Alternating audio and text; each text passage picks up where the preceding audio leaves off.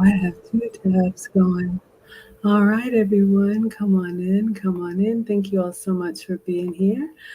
Hello. Thank you so much for being here, Lisa. We're going to go ahead and get started. For anybody new here, hi, I am Maggie. Welcome to the Wise Club. Let me put the ticker at the bottom. In 2021, I booked a session with the late, great Kevin Samuels. And the session wasn't for me. The session was really because I wanted to create a community of like minded and marriage minded women within the privacy of his Patreon group. And I'm so grateful. Not only did Kevin give us his permission, he actually came up with the name, The Wives Club. So, The Wives Club is open to anyone with a marriage mindset. And we're going to go ahead and get started. I see Lisa in the back. Lisa, I'm going to go ahead and bring you up.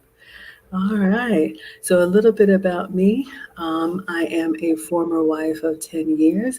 I was married to my college boyfriend. I'll take you down so you can get centered, Lisa. I was married to my college boyfriend for 10 years. I met him at 18. Got married right after college, loved being married. But unfortunately, I always say I got caught up in that modern woman mindset. And after 10 years, the marriage did end in divorce, unfortunately. But it is amicable now. I have two boys from the marriage, so I don't regret it. Two teenagers, and we actually co parent really well. Since the divorce, my second relationship I've been in with a 1% man, which means I've had to do a lot of work to get on his program. And that's what we talk about here, what we've gotten right and what we've gotten wrong. So I'm going to let Lisa go ahead and introduce herself. Let me put you on here, Lisa. Feel free to introduce yourself. All right, I don't know if you can see or hear. Yeah, I'm really sorry, Lisa. The audio is really choppy. I'm sorry, the speed is really choppy. So I'm going to go ahead and take you down and let you get that sorted out. Maybe you can refresh and come back. All right, so the topic that we are talking about tonight, we are going to be reacting to a Kevin Samuel stream from about a month ago. I did put the description and the reference stream, as always, in the content of the video. So I've got some notes here. Now, the name of the stream that we are responding to, it's the importance of raising your value. And actually, this was a stream that was Kevin was actually talking to the men, almost admonishing them, because he was such an advocate for men becoming the best version of themselves. So I was listening to this stream and I was thinking to myself, is there really anything in here for women? But if you listen towards the end of the stream, the last 10 minutes, he goes over a list. And in that list, he's talking about, let me pull up my notes here, how women can increase their value. He often talks about the requirements to be a high value man, right? And Kevin always said he didn't come up with the term, but it was something that he enhanced and he defined. And we heard a lot about that on his streams. However, women also wanted to know, well, what makes a woman high value? Is there such a thing as a high value woman? What makes a woman in demand?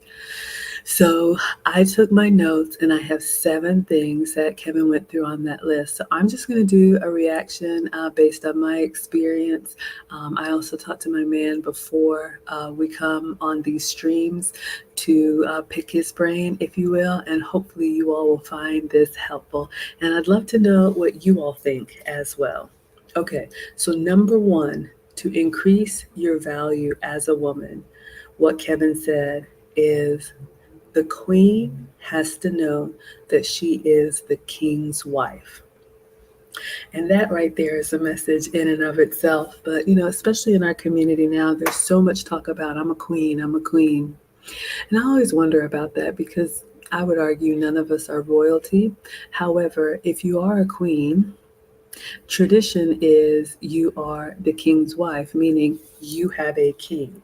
So if there is no king, or you are not the mother, again, the queen mother, or something like that, then you are not a queen. And honestly, I think that's okay. You know, I always say that I believe I'm average, right? I'm a solid five. But in our community, you know, and Kevin often used to talk about this, we've really overblown um, what we think we're worth, and we can absolutely be worth a lot. But when I talked to my man about this, what he said actually floored me because he said, the queen is the king's wife, yes, but the king is only a king if he has a kingdom. Meaning, all of the work that Kevin used to talk about men fulfilling their purpose, standing on their square. And I'm a woman. I know nothing about being a man. That's why the boys, you know, pretty much live with their dad now and come to visit me. But if a man is not on his purpose, if he does not have his own kingdom, his own dominion, his own area that he is responsible for, right? If he hasn't been able to successfully take care of himself and others, he is not a king. So he becomes that king first, and then he chooses a wife to have a family with. So, ladies, I think we've gotten ahead of ourselves and we've gotten out in front. And honestly, we need to choose very wisely. Not all men are kings. And I would argue we're not a queen if we don't have a king. We could be a wonderful woman, but that was number one. I'd love to know what you all think about that one. All right. And then number two, your ability to keep a high value man is part of your value. And I know there's a lot of women that are going to throw tomatoes on the screen at this one, but ladies, it's true. Now, we talk about traditional gender roles here, and I know we like to think that we are valuable. We are, but in society and culturally, unless you're able to not only get a man that is well respected in the community, but keep that man in long term relationship or marriage, you might not be as valuable as you think. And just look at it this way: if you're a woman my age, I'm 47, um, and I've had multiple short term relationships or never really set it down for whatever reasons. Let's say I gave my best years to corporate America, or I partied through my 20s and 30s and then into my 40s. You are not, not, going to be looked at as favorably as a woman who has prioritized relationships, built something that would last the test of time, has a family and a legacy. It's just true, ladies. So my heart always goes to the younger ones who were told to chase something else. But Kevin often used to say, what do you want life to look like when you're 40 and 50 and 60? And I see myself in a lot of younger women. So listen to an older woman telling you, if you think you're going to want marriage and family later on, make sure you're prioritizing it now. All right, so I see Lisa in the back. I'm going to go ahead and bring you up and let you respond to number one and number two. And what are your thoughts? Hey everyone. Okay, what's number one? What was question number one? All right, I put it in the private chat. The first one Oh, was, sorry. the queen is the king's wife. Oh yeah, you got to remember that. You got to remember you got to play your position.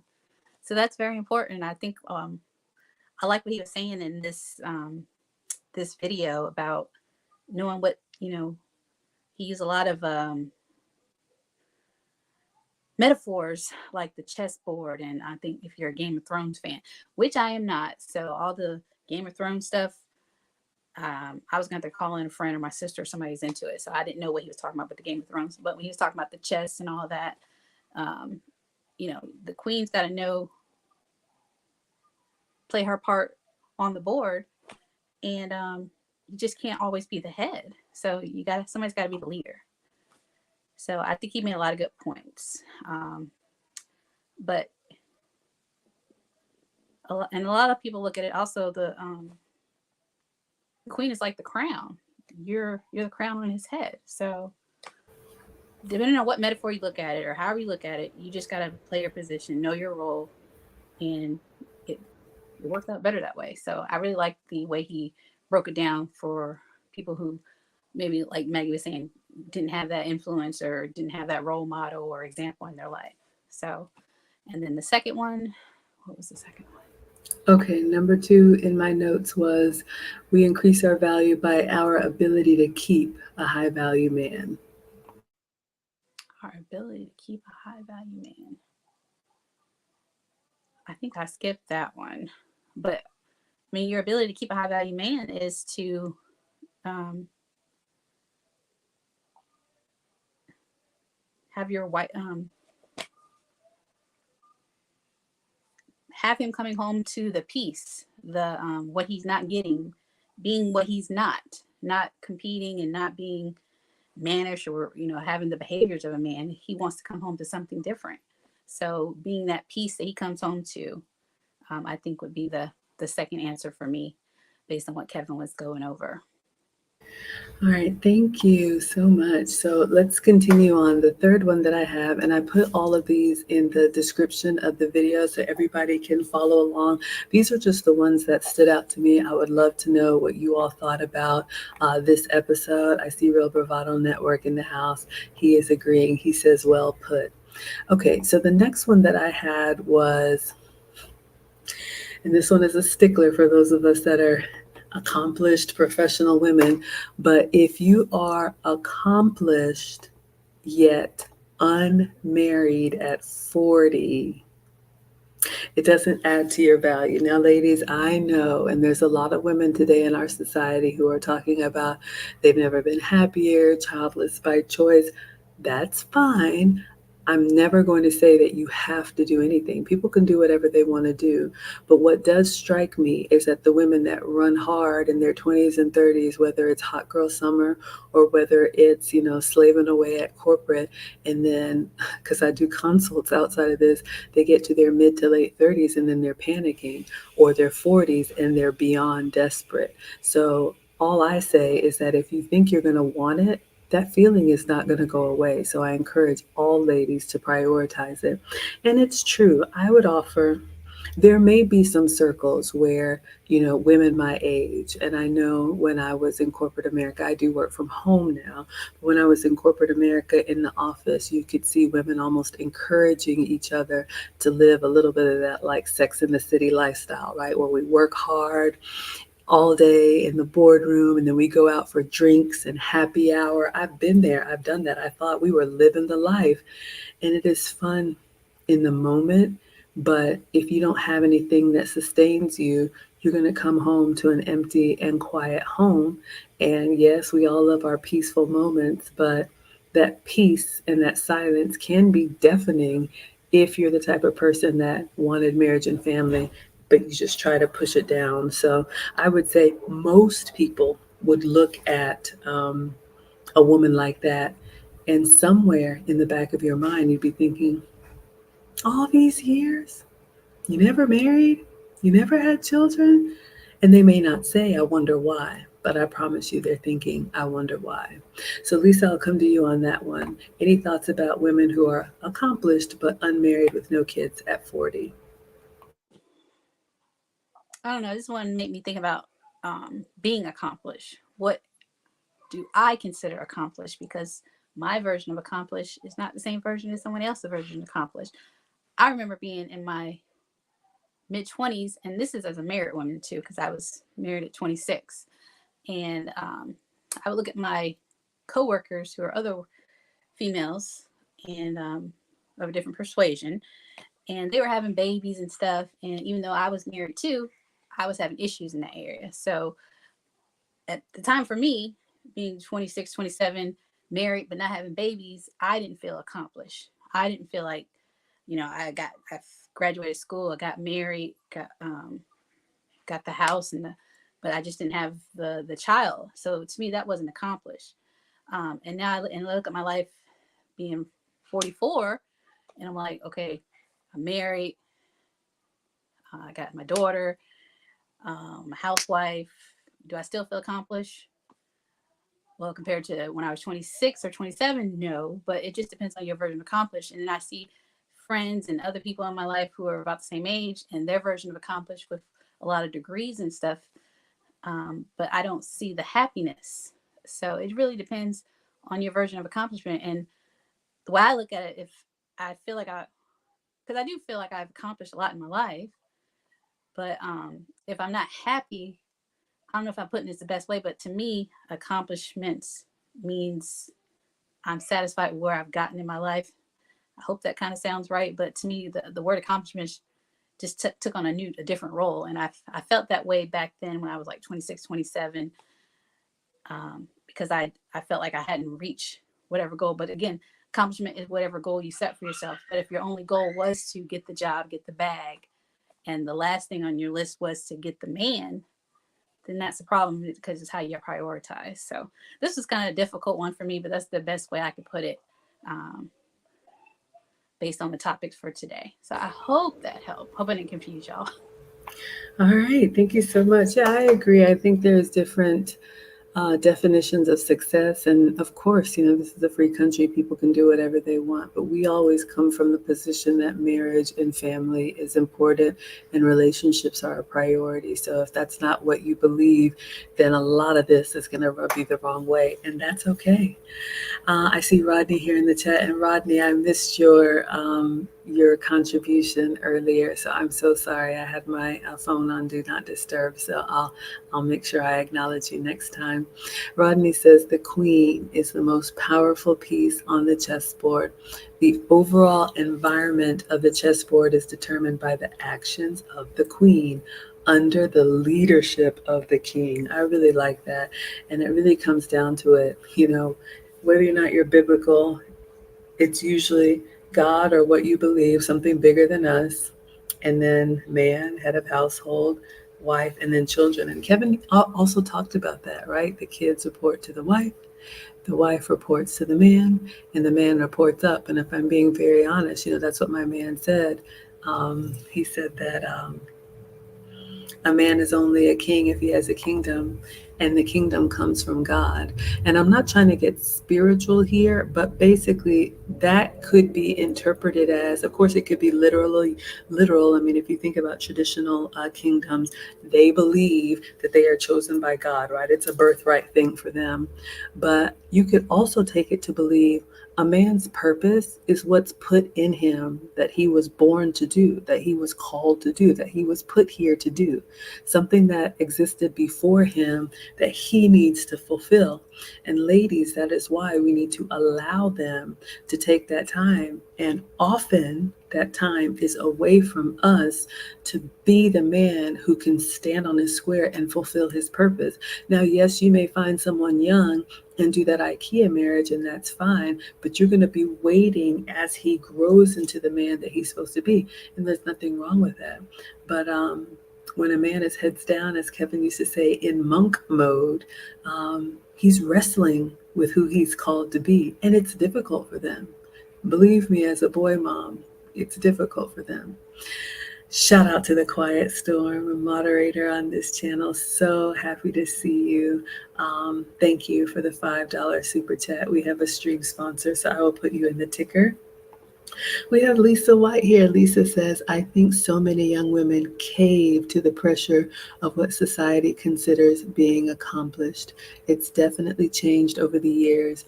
The family structure has paid the price. So well said. I mean, like Lisa said, ladies, yes, you can have everything, but you can't have it all at the same time. And we're going to talk a little bit more about that as we go down on the list. But you're going to have to choose. There are some things you can be married and work at the same time. I've been corporate since college, but I was raised to be a wife. And so I prioritized relationship. I don't have a lot of dating experience. I have a marriage and I have a relationship since then. And I don't really think you need a whole bunch of experiences. That's just me. Let us continue. Thank you, The Quiet Storm. Oh, we got Aaron Laura in the house. Thank you so much for being here as well. All right, so I'm going to go back to my notes. And again, we are responding to Kevin Samuel's video entitled The Importance of Raising Your Value. I'll put the link in the description and this list. We have 7 and we're up to number 4. This is a big one, especially for modern women. Men don't want a woman to compete with them. Ladies, let me tell you, I see this a lot. And one of the things that women I consult with struggle with, there's a lot of behaviors that we have that are quite masculine, that we don't even realize it. And you may not interpret it as competitive, But men naturally pick up on that energy and they respond in a way as if you were a threat. So be mindful of that. For example, one of the things that I see a lot in my consults, leading with your accomplishments. I have a lot of degrees and certifications on paper. I never talk about that. Even on my cooking channel, y'all may know me from my cooking channel. All of that is great, but it really doesn't define me. Yes, it's an accomplishment, but when you talk about all that you've accomplished outside in the world, yet you struggle to have a conversation with a man, yet you struggle to submit to a man like you do with your boss, yet you struggle to be orderly at home and manage your finances like you can do for somebody else's balance sheet. It doesn't help you, ladies. It actually makes you look worse. My man tells me this all the time. Beware, ladies, of talking about all that you've done out there and you don't have it together in simple relationship, because a man is going to look at, why can you get it together over there, but with me, the one who is to protect you, to provide for you, trying to get to know you, care for you, take you as my own, you're all over the place. Another reason why sometimes men opt for younger women, because with youth and that inexperience, some of those mistakes can be more tolerable. But if you are a woman well into your 30s or 40s, you should have the wisdom and the discipline that matches your years. So I could go on and on about that one, but I'm going to come to you, Quiet Storm. I know this is a big one for you. I'm going to go to you, Lisa. This one was, men don't want a woman to compete. What do you say about that? No, they don't want you to. I mean, they compete with other men, um, all day, every day in the world. And it may not even be other men, but whatever. They don't want. They want to. They don't want to compete with you. And so, like, if you're competing, um, it's like you're like, well, I can do it just as good as you, but that's not what you're here for. You're here to compliment him. You're here to compliment him in a way like not just that pretty thing on his side, but you're that comfort, you're that support, you're not in battle with him. You're not just, and it's not to be better than or anything. It's just that that's what we're here for. So um, I just think competing and in trying to, if he can do it, I can do it. I think that just kind of pushes y'all further away than bringing y'all together. I guess is the best way I can put it. I'm trying to think what Kevin said about that, but no, you don't want to compete with a man. You don't want to compete with a man because it's not a competition. Um, it's not a competition. You're in this game of life together, and you're trying to win together, not defeat each other. If that makes sense. So I would say it's definitely not a competition. That's not the way to look at it. All right, thank you so much, Lisa. I see Lisa saying, yeah, she's chiming in that we're telling the truth. Each role is equally important, just different. You all will hear me say that often. We are not equal. We are equally valued, but men and women are very different. And I got caught up in that, you all. I came out of college. I'm going to change the world. You know, we can do anything men can do. We're equal, until I hit the wall. Two kids and 10 years later, we naturally slow down.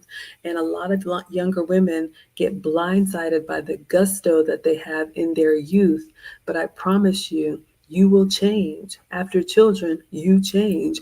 And even if you don't have children, as you age, you change. And I always challenge younger women. I met a 25-year-old who was like, I think the social norms have changed.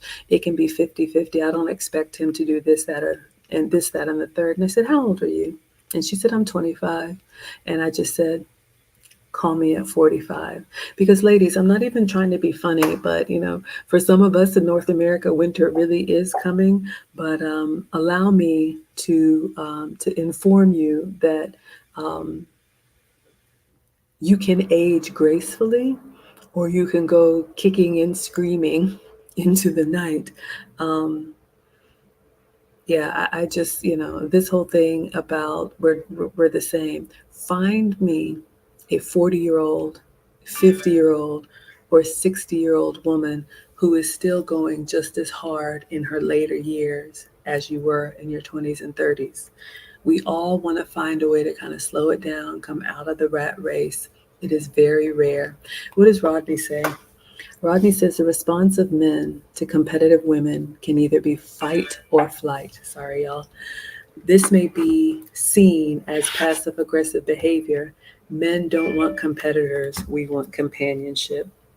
And here's another thing with that, ladies. There's so many things that women do that is competitive that you may not even be aware of. So allow me to inform, if I may. So we talked about leading with your accomplishments. That's competitive. Interrupting a man, that is competitive. That's something a lot of modern women struggle with. If you remember Kevin Samuel shows, that's one of the things he would just go through the roof. You are not going to overtalk him. I've had to work on that, but one of the things that I tell my consults is just wait. And oftentimes, if you just let people talk, they will realize, oh, I could go on and on. Please go ahead. As opposed to you interrupting, talking over them, and getting louder. It's quite masculine, even though you think, well, I just want to get my point out. That's competitive. Raising your voice. This is something that I had to work on. I used to shout when I talk, and I used to talk really fast.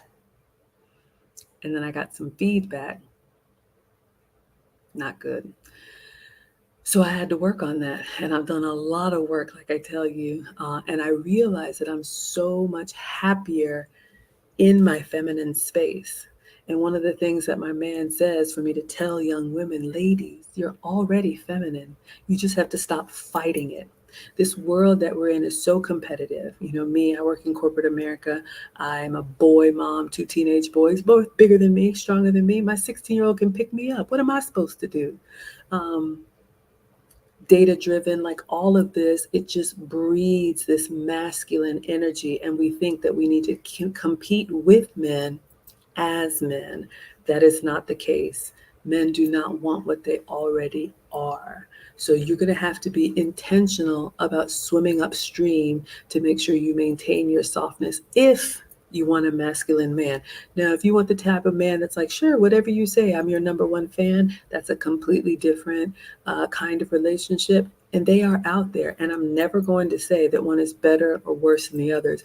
I'm just saying, in your heart of hearts, if you want a truly masculine man, you are going to have to get in line. Full stop.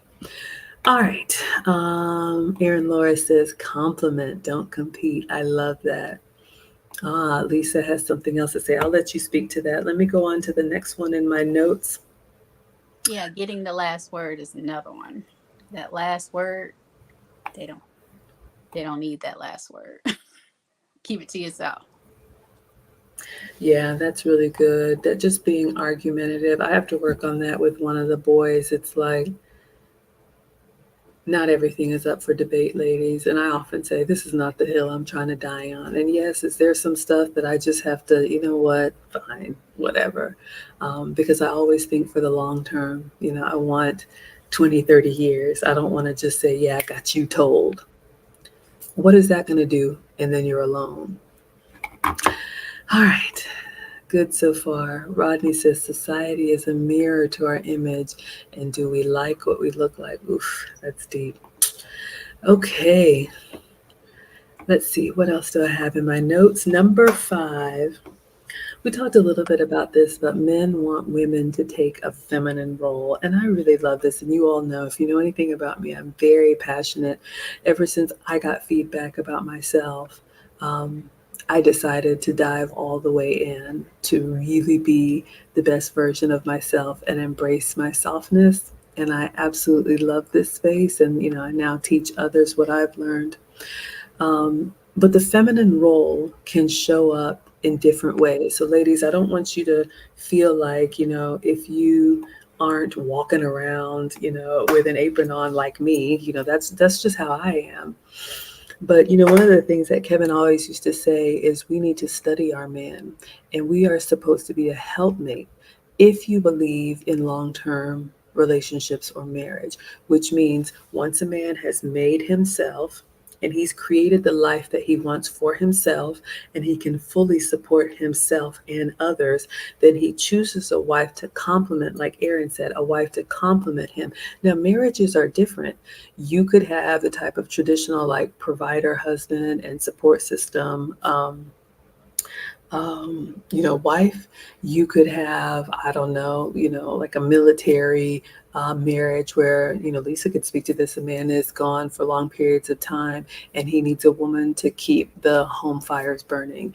It could be a couple that chooses or is unable to have children, but he is, I'm making this up, like a senator or something, and he needs like a chief of staff or a woman that will play her role that complements him. So all I'm saying is that, ladies, you need to study the type of man that you want, and you need to know the type of wife that you are or want to be. And I know this about myself. I'm very nurturing and I'm kind of girly, right? I have a silly side.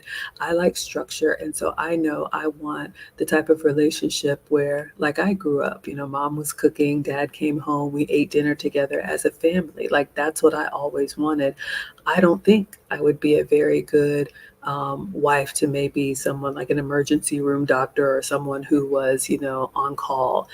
It just takes different kinds, and none is better or worse. But all that to say, the feminine role complements the masculine that you choose. So you need to take some time to really look at that and know how you want to show up in marriage. And then I would advise ladies exclusively date the kind of man that complements that. Because if you want like a traditional nuclear family, there's no reason that you would spend time with a forever bachelor. Does it make the forever bachelor a bad person? No. But if you know you want marriage and family, you're wasting time with someone who would never settle down because you cannot change him. All right. So we could talk, I could talk all day about femininity. But Lisa, I'm going to come to you. What would you say about that?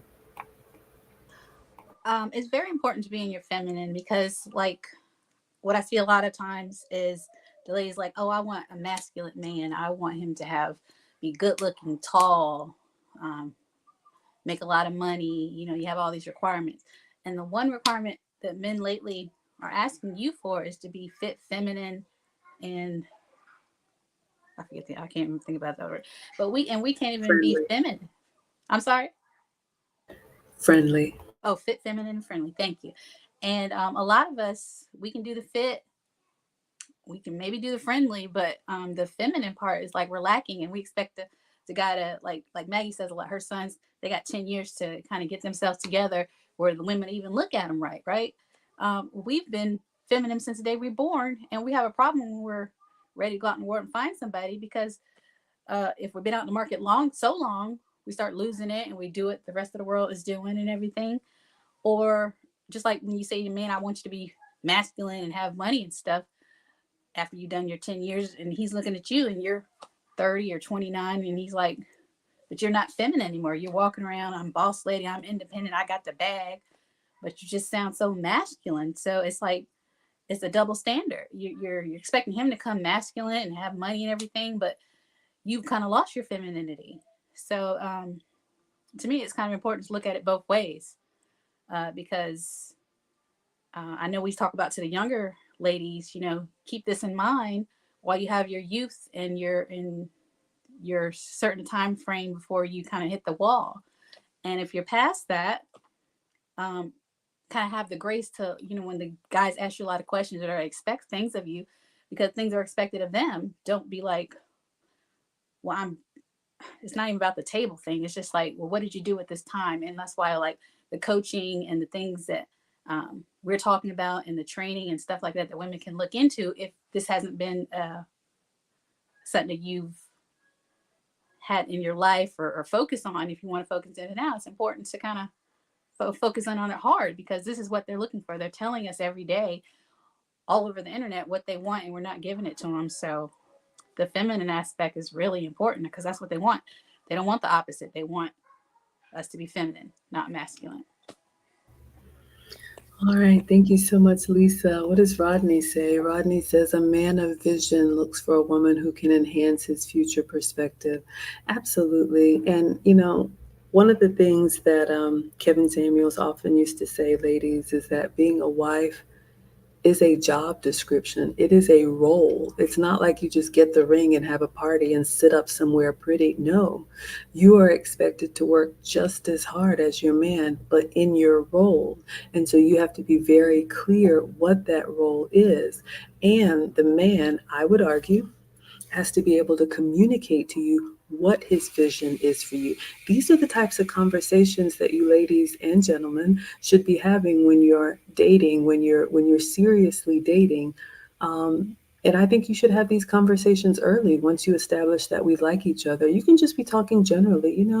I've always seen myself as a wife and mother. I mean, not right now, but in the next 3 to 5 or whatever, 5 years, I would love to have 2 or 3 kids and maybe work part time, but stay at home with them. I don't know. But you need to actually take some time to think about this because it is very off putting for a man to ask you what your plans are or what your vision is for yourself. And you're just doing the slow and fast blink.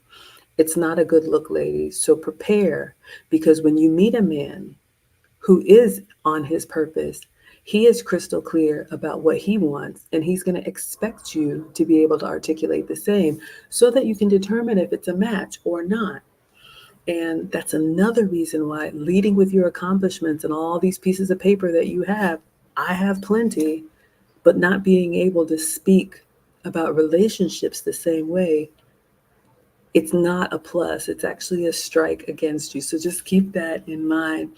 I love what Lisa says. Love the saying, don't mistake my kindness for weakness. Women can be feminine, loving, nurturing, and still be very strong. I love this. Absolutely. Ladies, you've heard it said, femininity is our superpower. And I now understand what that means. You can still maintain your femininity and have boundaries. You can communicate what is acceptable and what is not acceptable. You can absolutely have, shout out to the South, that steel magnolia, right? Because life can be difficult and people will test you. But that doesn't mean you have to raise your voice. You don't have to insult. You don't have to act out of character. You don't have to do anything that you would then regret. Oh man, I shouldn't have done that. You can absolutely stay feminine and say, I'm sorry, but that's a boundary for me. There's nothing wrong with that. I love that. Rodney says femininity can be lost. Great point, Lisa. Yeah, absolutely. And what I love about that, Rodney, is ladies, don't despair. I know we get a little hard on you here, but just like the society that we live in scrapes away at our femininity, you absolutely can work on it. I'm a work in progress. I've made a lot of changes, but I've been intentional about it. I've been aware, when I did that, that was a little bossy. I should have asked instead of just said. So you can definitely work on it like any other skill. And again, us corporate women, if we can pass the test and pass the bar and get the MBA and all that stuff, but we can't work on something that is another life skill that we're going to have for the rest of our lives because femininity doesn't age. You can be 60 or 70, 80, 90 years old and still be a graceful, dignified woman. That's my plan. Uh-oh. A quiet storm is asking Lisa White to define strong. Uh-oh. I'm going to let y'all get in there. What does Rodney say? Since 80% of communication is deemed to be nonverbal, no wonder why many relationships fall to a lack of clear communication. That's a whole another one right there. Ladies, ladies, ladies, you can say so much without saying a word, good and bad. All right, let me see what else I have on my list, and then I'll let Lisa answer because I need to go get my glass of water. So we talked about being in your feminine role, and there's different types of that. So this was a question Kevin was asking as far as can your work be done from home? So he was basically talking about ladies, you can absolutely work, right? You can absolutely have, a career or a job or whatever you want to do that aligns with your family. Meaning, if you do choose to work, if that's what you and your husband or what you want for your relationship, he was just advising women to focus on the types of careers and career paths that would be beneficial to a relationship. Meaning, um, you all know there are some careers that are high stress, high demand, high time away from the house, right? Kevin often listed them, and I know y'all remember some of them, like attorneys, nurses. I can't remember the whole list, but he was also saying that there are some jobs like accounting, marketing. He listed several different kind of careers that not only can you work from home, might be more flexible. In my later years, I work in tech. There's so many remote jobs in tech, so I can finish my last Zoom meeting and then make a home cooked meal. Good for me, good for the family. Um, there's so many careers that you can work in a way that still puts the family first. Let's say you're a nurse, maybe you're not working, I don't know, like long 18, I don't know what they do, y'all, 14-hour days. Um, Maybe you work part-time on the weekends to keep your certification, but you get what I'm coming at. So young ladies in school, start thinking about now what you want to go for and how it's going to serve the family if that's what you want. Maybe you have a man that has a job and like a part-time business, or he's trying to do something in addition. Maybe I talked to someone this weekend who is dating someone and she has a social media expertise. And so that's really helpful for where he's trying to go. Because again, remember, being a wife or being in a relationship, it's a role. And men love us for what we do for them over time. So showing up and being productive in a feminine way as a support system and making yourself irreplaceable, that's how men fall in love with you. It's not you just show up beautiful and I'm here, love me. It's being consistent and giving them what they need over time. All right. Lisa, what do you want to say about that? Yeah, I'm all about well, I'm a housewife. And being a housewife, I found things that I can do at home and I can do to support my family, and not just my husband and my daughter. I can support my extended family as well. So, as your parents get older in life, um, like me and my husband, our parents are getting older. My dad's in his 70s.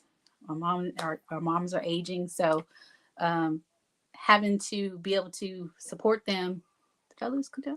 Oh, okay. Having to be able to support my extended family as well supports my husband, because it's something he doesn't have to worry about if um, if I've got to assist his mom in doing something at her home, or if I've got to help my parents with a move or something. So things like that. And also being a housewife, um, that is a full time job in itself. And a lot of young ladies, I think, don't look at it that way. But like Maggie was talking about, the accounting and doing other jobs on the side, or going to school for things like that. And then later, if your husband has a business or is you can support that. You can do taxes for the family, and you can do that, outsource it and do it for on the side as a job or something. But anything that you can do to alleviate some of that stress or take some of that weight off of his shoulders is helpful. And because there was a time when I did have to stop working, I didn't feel like I was contributing at the time. I didn't feel like it, but once I saw, oh, I can help my family in this way, or help my husband in this way, it became very fulfilling. And that's all I want to do now. I want to work from home and do things for my family, for my extended family, and then that goes out into my community and stuff. So there's loads of ways you can do that. And I would just say, however you can make it work, because like I said, it's all about being a team. It's all about being that helpmate to your husband. So, and when he's great, you're great.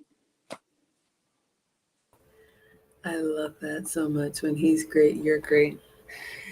Yes, young ladies, and there's a lot going on in social media now about what women expect. And there's nothing wrong with liking nice things, but I love that when he's great, you're great. A man who's a provider is going to take care of his own. So you will get your needs met and more only when you have proven your value to him. All right. And the quiet storm says Lisa gets it 100%. What does Rodney say? Careers with high emotional demands from a woman may drain a woman for her role as a wife. Yeah, I would argue not may drain, will drain. Ladies, I didn't know before the pandemic.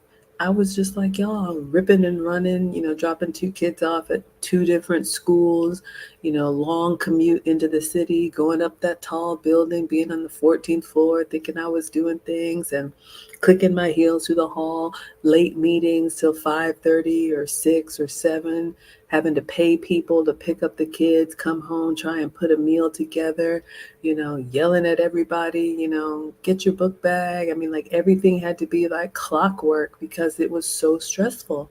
And I really just thought this is how it was supposed to be. And then the pandemic happened, and I know a lot of people suffered in the pandemic, but it sat me down. And I was like, I love it here. And I was scared to say anything because, we get around those, I don't want to say mean girls, but you all know we get around work people, and it's kind of like, if you're happier at home, it's almost like blasphemy to say. And I was one of those people that thought, oh, yeah, we'll be home to wait this thing out for a couple of weeks and I'll be back in the office. And my guy was like, I like your headspace better this way. Don't you think you ought to stay at home? And I was like, you want me barefoot and unpregnant? But no, I have learned to embrace it and it's been better in so many ways. So, anyway, I can go on, but yeah, just make sure you're choosing the type of career. If family and relationship is a priority for you, you're not going to lock yourself into some kind of golden handcuffs that you would regret. Rodney says the logistical demands of a housewife are underestimated, but greatly appreciated by a husband. Yes, men love the women that can keep the home fires burning. And Lisa's right. It is a lot. And ladies, we weren't supposed to do all of it well. Something's going to suffer. Lisa says, totally agree. My career used to be a pediatric critical care. Talk about stress. And there is no way I could have continued and been a healthy wife and mother. Way too demanding and draining. Ladies, take it from those of us who have been there. All right? Yes, thank you for your service, but your family needs you more and your family cares more. I could go on and on about that one. All right, so the last one on my list, number 7, is men don't want another man's leadership. I'm going to drop the link. Lisa and I will answer this one, and then in case anybody wants to chat, you can always join.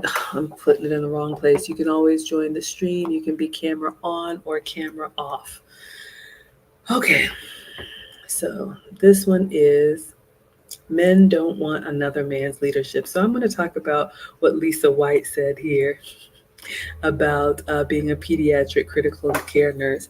Ladies, I never heard this perspective until I listened to Kevin Samuels, meaning when you bring the stress of work home, the boss you don't like, the deadlines you have, the lady who gets on your nerves, all of those things, you're bringing problems into your home that your man cannot solve. So not only are you not being his peace, you're adding a burden onto him. Men are problem solvers. And then also, you are bringing the worries of work into his sacred space. I believe a man is the king of his castle. And that's the way my mom treated my dad. That's the way, I'll treat my man. We don't live together, but that's what I do when he's here. Now, when you have all these stresses of work and you bring them home, in essence, what you're doing is you're letting another man, another boss, a female boss, another entity that your man does not have any control over, control you. So now your attention is elsewhere, your headspace is elsewhere, you're drained, and basically you're making your man compete with another man or another system or another boss. So be very careful having these high demand jobs. You come home depleted. I was snapping at everybody and literally short tempered, drained, not sleeping well, not eating well. And you're basically giving your man the leftovers. And this is the one who swore his life to protect you or has claimed you as his own. So be very careful about that. And don't bring those problems home and lay them at your man's feet for him to listen to all of your woes about a job that he probably doesn't want you to have anyway. Really try to put yourself in a position so that you can be the best version of yourself for your man. And I promise you, he will reward you for that. All right, Lisa, what do you have to say? I like this one. I had a bunch of notes, and I finally found my notes because I was a little scatterbrained, but I had to go get them. So, when he was saying um, the man, other man leadership, I kind of thought of a few things. Um, One of the things I thought of, like in the single family um, patriot or the single family world that we live in, the way he talks about it, he's like, the government is your man. That's a man right there. If you want to look at it, and that's leadership kind of because you got to do what the government says. So you're taking the man out of the equation. That's one that I thought of when he brought this question up. And then the leadership that I know Kevin used to talk about, like you see a lot of black men in particular step away from churches and stuff because you got heads of churches that are leadership and even for my own husband, certain churches he just didn't vibe with because of the leadership or the way things were going or the way they would talk to the men or the way they let um, cater to to women, as he would say to me early in our marriage, that he didn't like a certain church. And then another thing I thought about um, male friends, male coworkers, and males in general at work or like your boss. That's leadership. Like Maggie said, you're bringing it home. Um, you're still focusing on that work life and stuff going on at work. So you're just taking away from your husband and what he needs you to do. So another reason why maybe you want to work for your husband if you can be a housewife or work from home or work. If your husband has a business, you can help him run that and stuff like that. So um, and another one I thought about listening to Kevin at one time is like even your own father. If you have a big father figure in your life, I remember once my youngest sister got married, and there's three of us. I remember her complaining to me and my other sister about, our dad being the big um, personality. As he was like, she's like, I can't get daddy to understand that, my husband is, and I'm like, well, me and my sister are like, well, you just got to tell daddy. The best way to go about it, we told her, was like, just say, daddy, you put him in control. You gave me away to him. So I've got to listen to what my husband says. So if my dad would be trying to tell us to do stuff his way because we've been his daughters for so long, but now that you're under the headship or under your husband, you got to see like, well, daddy, the best way we told my sister was just saying, well, daddy, I got to talk to my husband about that and see what he says. I'll take what you said under advisement, but really I've got to go by what my husband says. And once she started doing that, she was having all these stresses with her husband or issues. And we're like, that kind of went away. And she's like, yeah, y'all, that worked. I'm glad y'all told me that. So kind of with the whole um, male leadership in your life, you really got to streamline that and think about who's influencing you.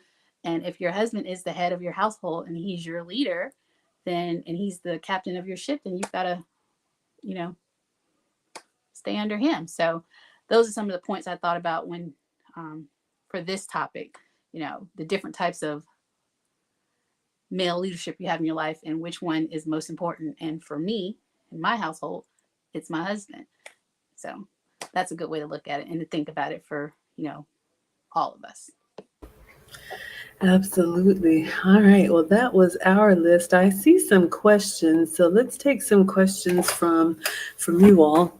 I see a question from Rodney. So again, we were reacting to Kevin Samuel's video entitled "The Importance of Raising Your Value" for about 3 fourths of that video, he was talking to the men about why it's important for you to be a man of value.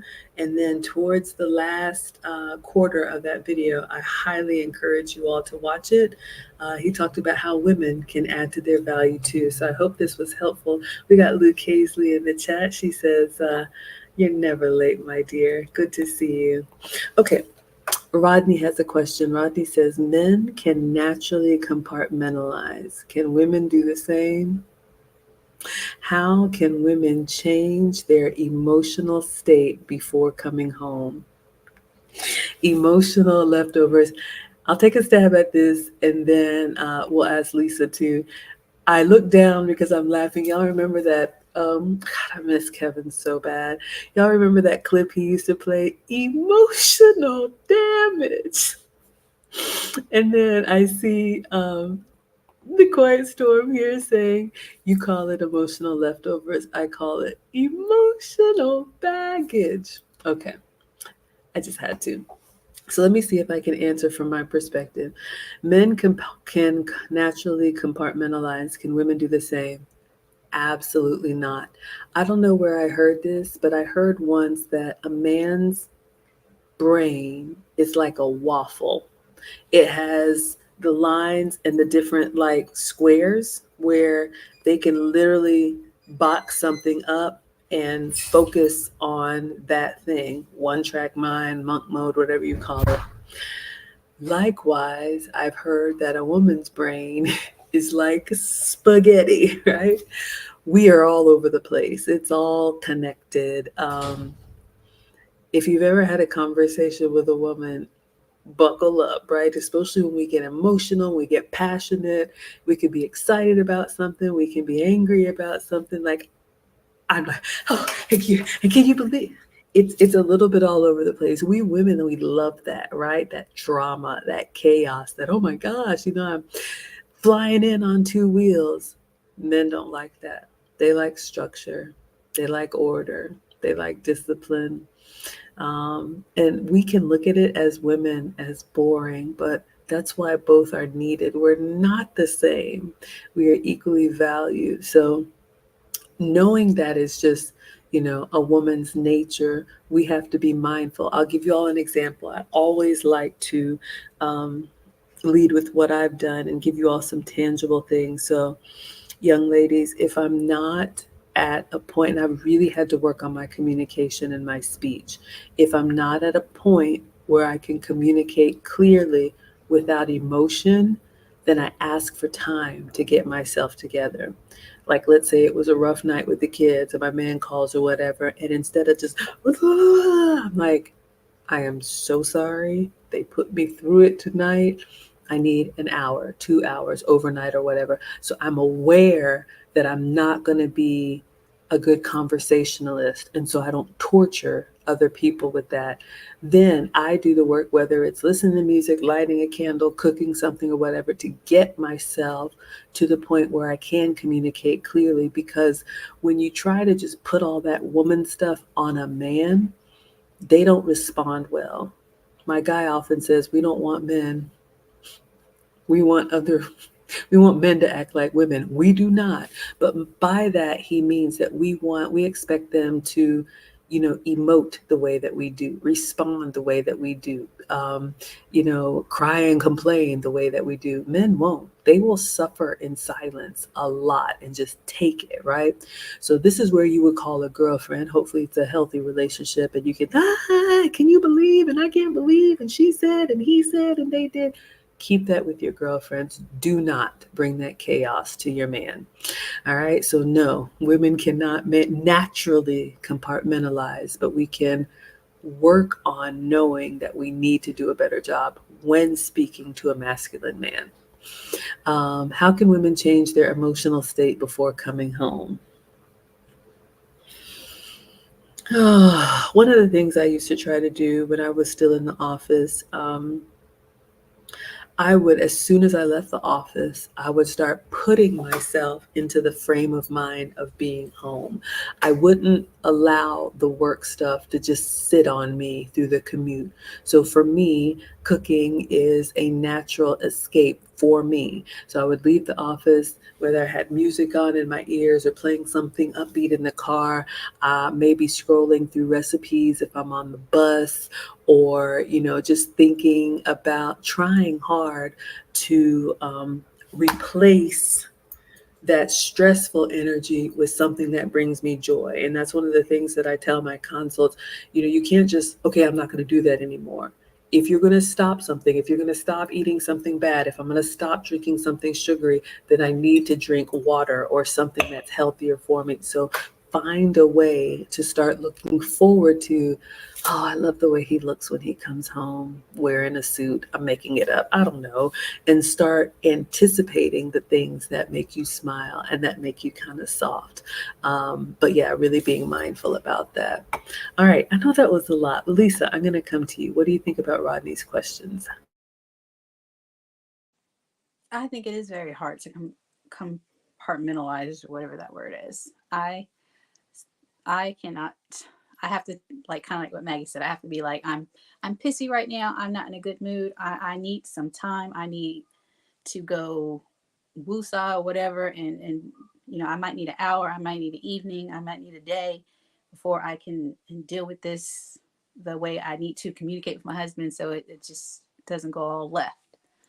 And I think that's what the therapy me and my husband have done also helps, because for the most part he'll remind me, or I'll, if I don't say, I need to, he'll be like, you need a moment to kind of remind me. But um so that's another good thing about therapy, and knowing yourself, and um knowing your partner, your not partner, your spouse, your other person. Why am I all word found today? But y'all know what I'm saying. But so for me, yeah, this is very hard, and it's something I still work with. And being able to say I need a moment, I can get back to you, because this is just not the time for me. So it's a struggle, and I think that's what I also think that's what makes us female. That's why we're different. So I'm not. It just is who we are, and that's the way God made us, I'm assuming. So, but if we learn to work with it and deal with it, I think that's what makes us work. But I don't think they want us to change it, because it's been going on like this for a while. So, and I'm all flustered. So let me move on. What's the next one? Well, I was flustered for a moment. We had a huge super chat from Jay Bird the Third. I cannot thank you enough. I think this is the biggest super chat we have gotten on our channel. I messed up the monetization party because I didn't turn it on, and incredibly grateful. All of you all just being here. I know there's other streams going Thank on and there's a you. lot of other stuff that is happening in the world I'm well aware of, but the fact that you all would even be here, and then when you support like this, I'm going to update you in the ticker, but Jaybird, thank you. He says, as a 47-year-old, never married man, I'm saddened and feeling a bit hopeless about modern relationships, but I'm encouraged by the wonderful work you're doing for women. I'm learning a lot too.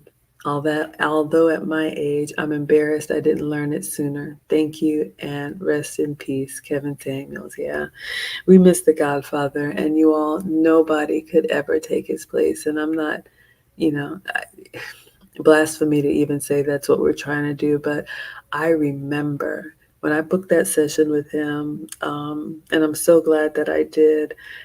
I was really nervous because I thought he was going to rip me apart, but he was so gracious in person. And what I realized from Kevin, a lot of the ways that he used to talk to just kind of rattle our cage, right, and get our attention. There was something about that man that he had like a sense of urgency in him that I couldn't really explain it, but he was just trying to do everything. And so he forever changed my life. Whenever he would say, where are the older women to teach the young? So that's what I am passionate about. Started in the Patreon, moved to the mix, and now we're here on YouTube. And I will always keep his memory alive because Even though he's not with us, his message still lives on. So I will say this, lucky for you, as a 47-year-old man, if you wanted to, you could marry and have a family now. It's very different for us women. Um, we have the leverage in our youth. That's just how it is. Men get it later on. So I understand, but it's not over if you don't want it to be over. But I agree with what you say. I'm sad and feeling a bit hopeless about modern relationships. It really affects me, and I wouldn't say depressed, but I get discouraged. I have had to really tune out a lot of what I used to watch because it almost seems like a battle now. This side is calling names to this side, and this side doesn't want to let that side get over on them. And I just feel like relationships can be beautiful, and I feel like relationships naturally evolve when you put like-minded people together. But it's so, and I don't want to use the word toxic, but it does it does discourage me. But I'm glad you find hope in what we're doing.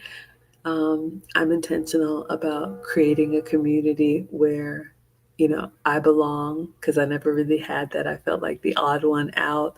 And whenever you would talk about traditional things, at least in the corporate circles that I run in, people look at you like you're crazy. So I definitely want to do more in this space. But anyway, thank you, Jay Bird. Lisa, did you want to say anything to Jay Bird the third? Yes, I was a little flustered. So, but thank you so much. Because, like Maggie said, we're both passionate about it, and um, it saddens me to see that people feel this way. And I think someone said, the society's reflection of whatever. I feel that, and I feel like um, I don't want what Black women look like to be the loudest people making noise on the internet or on TV or wherever they're at. There's there's there's good wholesome people trying to do the right thing and make sure that it's not a lost art or whatever we're doing. So, and Kevin was kind of like that beacon for us, and we're just happy to help people who are like-minded find this place because I still believe there's hope that we can get this all turned around. So, but I do appreciate you sending us that. It lets us know that we're doing something and people, it just, oh, I don't want to cry, so I'm just going to let it go. But thank you. Well, we may cry I because know, now I right? just updated the ticker and now he's back with another $20. Oh Thank my you. goodness. Thank you. Jay Bird the third says, excellent reference video by KS. Thank you. Yeah, whether you all have been longtime followers of Kevin Samuels or whether you're new to this space, I would highly recommend. This video is actually a short one. I think it's about 15 minutes, if I remember. In the first 10 minutes, he's talking to the men about increasing their value. But ladies, the last like 5 to 7 minutes of this video, he's like, and you know what, ladies, you can do this too. And so I perked up and I started taking notes. So you can hear Kevin say it in his own words. Excellent reference video by KS. The GOAT, the Godfather, references, oh, no, the Game of Thrones. Yeah, y'all, when Kevin would start talking about that sci-fi, I was just blinking fast and slow.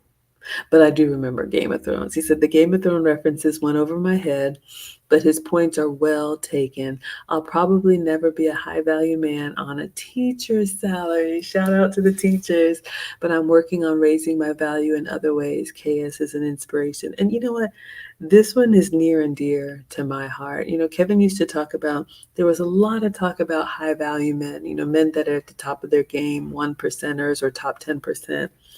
The overwhelming majority of men in our community and in other communities are average men.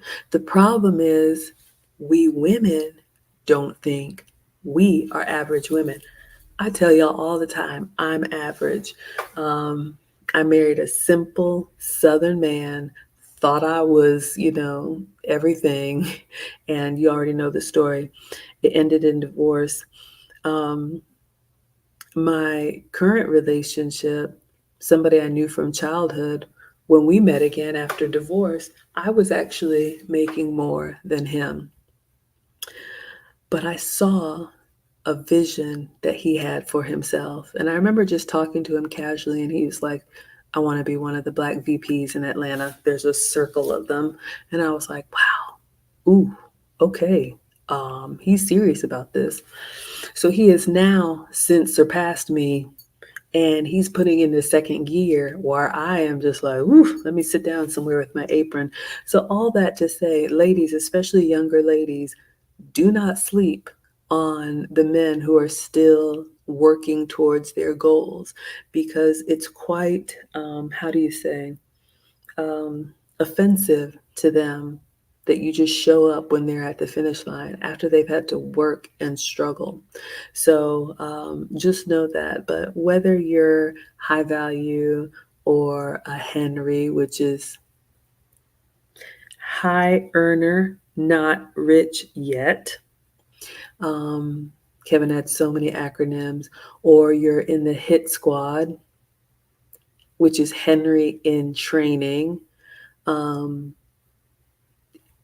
you are so valuable, and I want all the men to know how valuable you are and overhear how much we respect you. And that's why you see in our ticker here, we are supported by men, we are protected by men, we value the men in our community. So I think the world of all of the men here, especially as a boy mom. It took me seeing them grow from little boys into young men now. And I'm just like, wow, I get it. I finally get it. Thank you. Thank you, Jay Bird. Anything else to add on to that one, Lisa? No, well, yes, I do want to add something because, like, my husband's a Henry, and to think that people look at Henrys and hardworking blue collar guys and think, oh, he's not going to provide me the life I want, or whatever life that they think instantly will happen, like they see on these TV shows and stuff, and they become an instant housewife of wherever. But you can, if you inspire, you're supposed to inspire your husband, you're supposed to inspire your man. If you put that fire in him, to he will, you're like, oh, he can never get me a house. And you'd be surprised what a man can do when you inspire him to do it, and what he'll do for you and your kids and stuff. He'll, he'll make a way out of no way. And people don't understand that. So I'm like, look at Will and Jada. He loves that woman to death, in my opinion, that he'll go through hell for her no matter what she's going to put him through, because he loves her. And I think she's got a great man right there. But these men will go through anything for you if you're that woman for them. I don't know about Jada, but I mean, if you're that woman, they're gonna do what they need to do to make it, if that's something you want or whatever. But you just can't discount them because that's what, they're working hard, they're going to school, or they're doing something. Um, you look at these fairy tale, and you just, I'm going to be a princess. That's not how it works. My husband and I were like what he called, what Kevin called IKEA marriage, and we just kind of built it up together. But I was there from when he was just in the Navy, just getting out 4 years and moving on up. So it's not instantaneous. But if you're there from, just I'm gonna have it right here, and I'm just gonna be this, that just drives me crazy. And I think you're missing out on good men when you just discount them because you don't see what they can, what what they what they are. And you just need a man. It doesn't matter if he can do all that for you. The main thing is, a lot of these women, these older women, people that hit the wall, they're crying on the internet. So I just want a man. I'll do anything for. I just want a man. So it's like, doing these shows lately with, like, because just like Megan said, you cannot watch the internet sometimes, or TV and stuff, what's going on in society, because it will get you round up about some of these topics. And I think that's been affecting me lately, because I'm starting to get really passionate, and it's just starting to come out. And maybe not in the best way, but I'm trying to be positive about it. But it's really, you know, but I'm still here every week.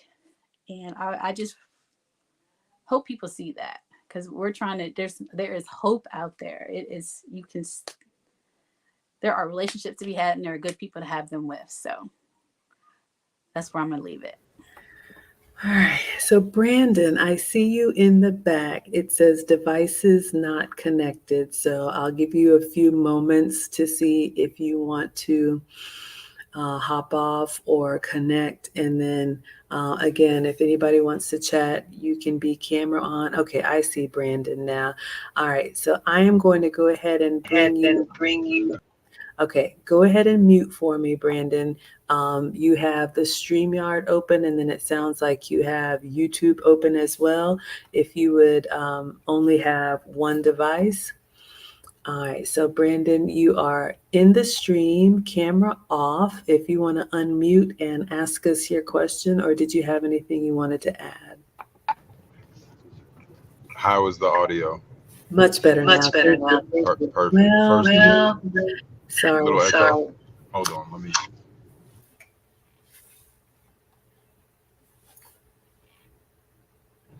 How about now? I, I think it's good. I'm just going to mute myself. Go ahead. Well, I didn't really want much time. I just wanted to say hello to you, Maggie. I've been watching you for a little bit. Probably, I've been subscribed actually for absolutely no reason, just simply to support. um, yeah, lead attorney kind of put me onto you, and I just remember him saying you're beautiful inside and out. And I'm like, come on, lead, stop buttering people up. But then, when I went and checked you out, I know exactly why he said that, because you truly are, and it's the inside that for me is much more valuable, the inner beauty, because ultimately that's what fulfills a man. You know, I would guarantee, although many men would prefer um, an astonishingly beautiful woman, I bet if they had to pick between a bad woman who is beautiful and a great woman who was, I don't know, we'll say average, slightly above, even slightly below, I bet the good men, the wise men, the solid men would take the great woman who was slightly below average, because I truly think that's what the older we get, the more wise we become. That's we recognize the value is much greater, um, and really, we're all getting older anyway, so beauty fades with everyone. Um, so yeah, I really just wanted to say hello, tell you I've been watching you, and I really do support what you're trying to accomplish. I like the methodology, um, having an etiquette class. Um, I like that you've put in the work. I can see, I can tell, in your mannerisms, how you don't raise your voice a lot, um, how you um, you muzzle your mouth, as the scripture says, and you make effort not to cut people off, not to be domineering in a conversation. And I recognize you do that predominantly with men, but I notice you do it with women also. Um, so I've it's taken me some time to come on and give you your flowers, because many women come into this space, or just the internet in general, and just portray themselves to be the woman that Kevin Samuels has been recommending all women be. And you give them some time, some more time than others, and they reveal themselves. So I've been watching you for some time, and you have proved to be truly, in my opinion, in my estimation, truly one of the good ones, one of the exemplary women for the younger women. And I really appreciate you not withholding that that beneficial power, so to speak, but you sharing it with all who are willing to learn. So good for you. Excellent job. Great work. And the cooking thing, is just, I mean, you're just showing these women the way, and I hope they recognize that it is the formula for success.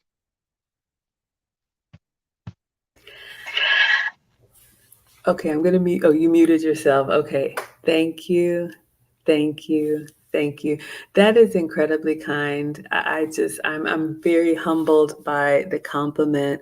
A couple of things I'll say in response to that. Well, first of all, just thank you. I appreciate that you all recognize how sincere I am in wanting to change myself as well as lead other women. I'm not going to get emotional, but I don't have daughters. I have two boys, two big old boys, and I love them. And, they are going to be great men one day. But because I don't have daughters of my own, I have such a heart for younger women. And I can't tell you how many women that I've talked to privately who tell me my mother should have told me this. And a lot of young women are just being raised and sent out there to become part of the workforce. And then they get to their 30s and they're panicking. So, it is a little drop in the bucket because you all know that other side is very loud. And there was a long time when I was just like, I'm just going to keep it to myself. Kevin Samuels often used to say that the happy ones are quiet, right? We don't say anything, don't bother us, we won't bother you. I'm going to be over here in my cul-de-sac doing what I do. But I mean it when I tell you all every time I would hear Kevin say, "Where are the older women to teach the young?" It did something to me. It convicted me, and I felt guilty just living my life and what I've learned and not sharing it. So I feel compelled to do so. And I'm so grateful. Honestly, I didn't really think the men would pick up on it. I was just like, okay, I'm going to create this small community for women. And hopefully, it'll be just me until other people want to To join. join. Yeah. Oh, oh, Continue. Go ahead. okay, we have a little bit of feedback. I'll just say this and then I'll let you speak again because I see some comments in the chat. But specifically, what you said about average women and ladies, especially young ladies, I am probably the quintessential late bloomer. I've always said I don't have like a lot of dating experience. I'm a STEM girl, so I was a nerd, still am, but I've grown into the type of woman that men of age appreciate, which means for me, I was overlooked for a long time. And it's okay because I knew I never wanted to be in that hot girl summer. Like it never really resonated with me. So I accepted that I would kind of be square, nerdy, over there. But I just kind of pushed it down and just, did what I did.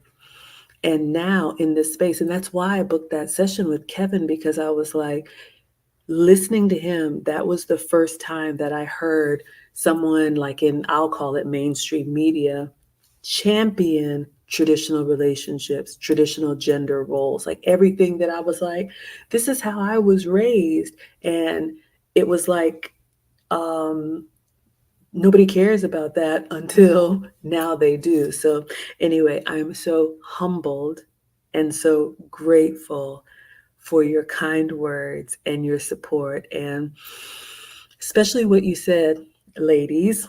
Brandon said he's been watching for quite some time and now decided to say something. Let this be a lesson to you, ladies. I say it time and time again. Shout out to the men in the chat. How many of you are always watching? So, ladies, there are things that you can do that could disqualify you. And then you wonder why men don't approach, why men don't do this, why men don't protect. We are very protected here. Shout out to the Quiet Storm. He put that in the chat earlier, and we are so grateful for it. But men are always watching and they're waiting for you to show up consistently before they make their intentions known, whatever their intentions are. So, anyway, Brandon, I'll mute myself. Would you like to continue? Yeah, sure. And I'll just add to what you just said, the last part. It's really the experienced men. The inexperienced one, um, they keep on going, as the scripture says, into their demise, so to speak. Um, but at some point in time, they learn, and then they hopefully make the adjustments. So, I didn't get here and by here I mean like my mentality, the place where I am mentally. I didn't get here um, by happenstance, and I certainly didn't get here without any scars. So it took um, it took the worst to understand um, what's been in front of me the whole time, to recognize these are crimson red flags, and and they are do not enter signs. They are um, proceed with caution signs. These are we say red flags so well, maybe not, I shouldn't say we, but on the internet you hear the term red flags thrown around so commonly that it's almost lost its meaning. But it's someone who it's a sign, or it is a composite sign of someone you really should consider undateable. So when you date the person, it's just a failure waiting to happen. And what that looks like can be different with certain uh, women and certain men. Just it all depends on who has the majority of the red flags, and or both. But particularly when it's the woman who has the majority of the red flags, um, yeah, it can be detrimental to a man. So, um, you live and you learn, and then once you've got the scars that come with it, if you are one inclined to learning, then you will um, acknowledge what you see as important, no longer something that just gets dismissed like, oh well, she's like that, but no big deal. No, it doesn't work like that anymore. Now you see that, and you just do this slow up and down nod, and only those who know know what that means. And that's it. They've been disqualified. Um, but yes, I'm sorry I haven't caught you before. Today, I I would support. I would do a super chat or whatever. I'm um, just not often I'm able to catch you, and so this I couldn't pass up this opportunity. Um, but yeah, for the ladies that are here, I implore you to listen to this young woman here. She knows what she's talking about, and she is accurate. She is not misleading you guys. Um, she is trying to give you guys the entire script for success, with regard to relationships. You know, and then she's one she's been in your shoes. She's been on the other side. She has the experience and the fails to to to to validate, or to qualify her to be the one to speak to you and to bring this message to you. So I hope there are some young, middle aged, and even more mature um, women out there who will take heed. She is not misleading you guys. Please do listen. You can only even if you listen um and you don't find the guy, because it still is a finding thing. He has to find you. You have to make yourself available, set the signals out there that you're interested, and then he has to make that first step. And so that's kind of a math thing. Like, will you guys cross paths at the gas station, at the grocery store, at the gym? So all of that stuff is out of her control. But at the very least, you are prepared for him should you guys cross paths. So the worst that can happen is you never meet your guy. But I'd I if I were you women, I'd much rather be prepared to be a wife to the guy that I might never meet than not be prepared to be a wife to the guy that I might never meet. Because if you do meet him, will he want you?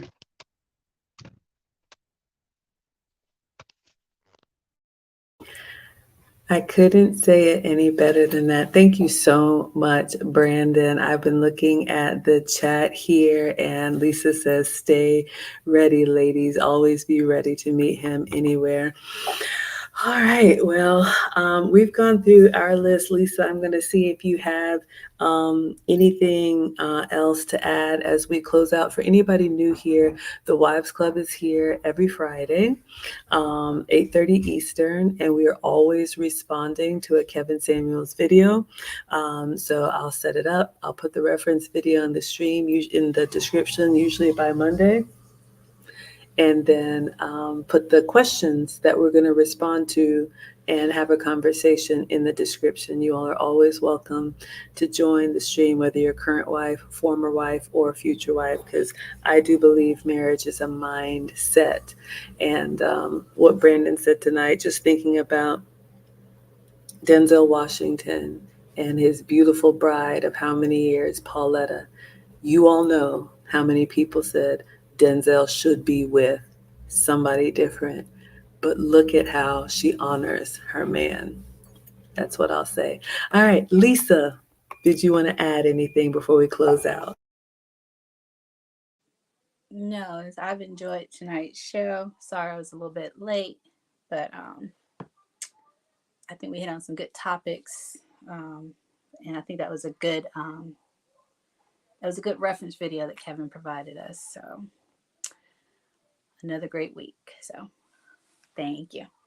Absolutely. All right. So I was going to close out, Lisa. If you need to drop, you can, or you can stay. I see Molto Bella wanted to join, so I'm happy to stay on and have you part of the conversation. I'm just going to go through the comments here, and we'll close it out with Molto Bella, whatever questions or comments she had. I noticed here.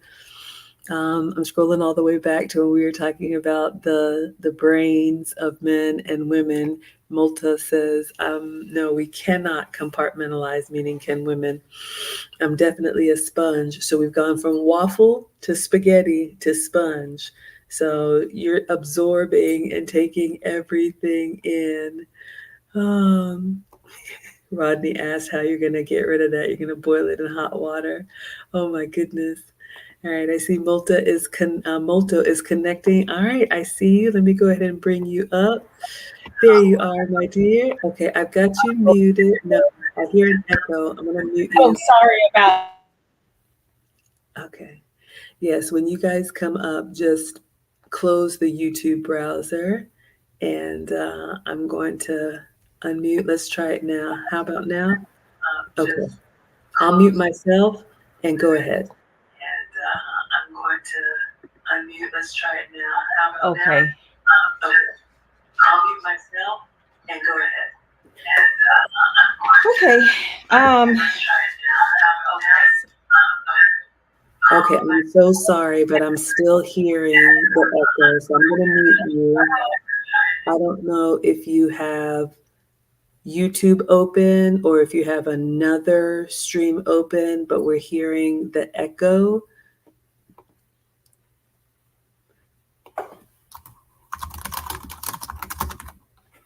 All right, let me see if I unmute you. Did that get better? All Yeah, right. that's It's much better. Sorry, I'm not really so good with this technical stuff. Okay, go ahead. Okay. Yeah,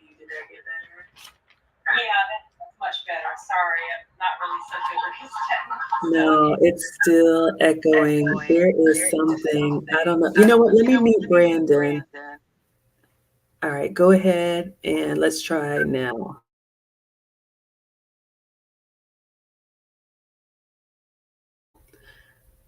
It shows that you've muted yourself, so I'm going to let you unmute and all of us will stay muted. Okay. Is that better? It shows that you've muted yourself, so I'm going to let you unmute and all of us will stay muted. Okay, I'm unmuted. Is that better?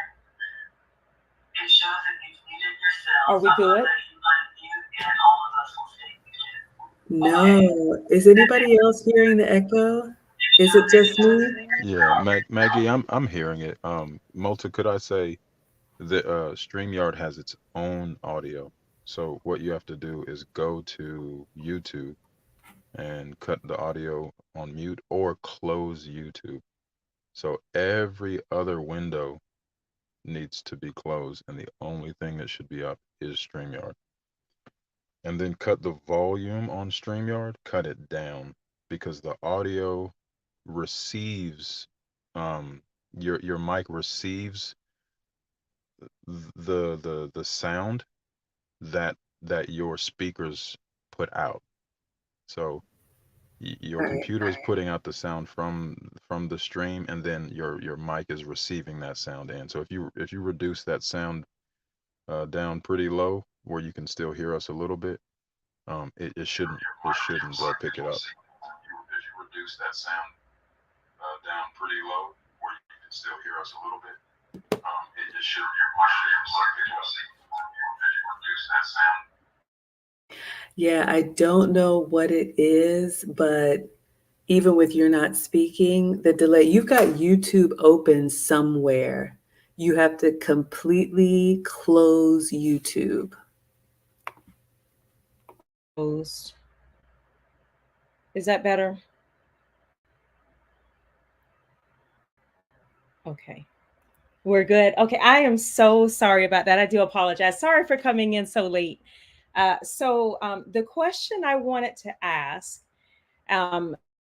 was if we're a woman that's post wall, what is a good explanation for why we are where we are, to where a man is actually going to give us a chance and not judge us because we really are trying to be better?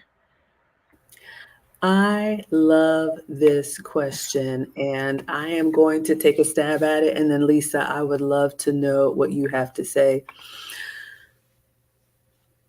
I don't know if it's a nursery rhyme or wherever we have heard honesty is the best policy.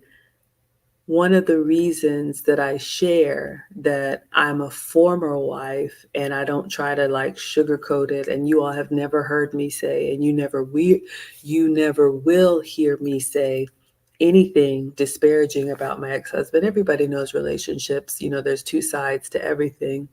But let's say you're a woman who is, like you said, past the wall, right? You're in your late 30s, early 40s, whatever it is. You have learned that whatever decision you made to not prioritize relationships ultimately was not the best decision for you. And so if you had to do it over again, you might do things differently, but you can't. There's nothing wrong with saying that. Ladies, there's nothing wrong with saying, I thought I thought career was going to be everything for me, or, I grew up a certain way and I swore I would never have kids. I don't know what it is, but I think being honest and upfront with a man, it's very disarming in a way that it's almost like a quiet confidence, and the humility that comes along with it. It's kind of embarrassing for me to say, I'm actually a divorcee. That was one of the reasons I was terrified to meet with Kevin. You all think about it. In 2021, there was no Maggie the Substitute Teacher cooking channel. I was just a suburban mom struggling with a weight problem in Atlanta, quietly watching Kevin's shows. I used to ninja watch. I would never be in the comments because y'all know. And I was like, I almost booked that session with him 3 times and I canceled because I was terrified that he would say, look at you. Who's going to listen to you? So, anyway, going ahead and leading with the honesty that it took me a long time, but now I do realize that relationships are important. So then this is what I'm willing to do differently. So let's say I'm making it up. You had one of those really stressful, high demand jobs that took you out of the house. Lisa was a pediatric cardiac something. Um, I am now working part time from home or taking less clients or whatever. Like I'm putting myself in the position that will work for the relationship because relationships are important to me. And another thing I'll say, and then Lisa, I'd love for you to answer. Ladies, you have to do that before you are found. Like Brandon just said, you want to be prepared for the man that you would want. And when I consult with women, I just met with one who she's traveling a lot for her work and she's ripping and running and she's trying to date this guy. And it's like they're passing through ships in the night.